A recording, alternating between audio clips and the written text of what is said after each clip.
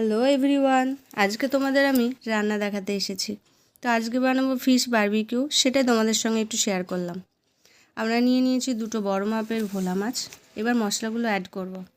মশলাতে আছে লঙ্কা ও আদা বাটা, জিরে ধনে গুঁড়ো, রসুন বাটা, সামান্য লঙ্কার গুঁড়ো, গরম মশলা, লেবু, সর্ষের তেল, লবণ, হলুদ। এবার মাছটাকে লেবু দিয়ে কিছুক্ষণের জন্য মেখে রাখতে হবে। তারপর এবার মশলাটাকে সুন্দরভাবে মিহি করে মিক্সড করে নিতে হবে, যাতে কোনো দানা না থাকে। এবার মাছটাকে পুরো সুন্দর করে মশলাটাকে মাখাতে হবে। মশলা মাখানো হয়ে গেলে আধ ঘন্টার জন্য ফ্রিজে রেখে দিতে হবে। আধ ঘন্টা পর চলে এসেছি। এবার মাছটাকে মাইক্রো ওভেনে দিলাম। এটা তোমরা ট্রাই করে দেখতে পারো, খুবই টেস্টি অ্যান্ড ইয়ামি।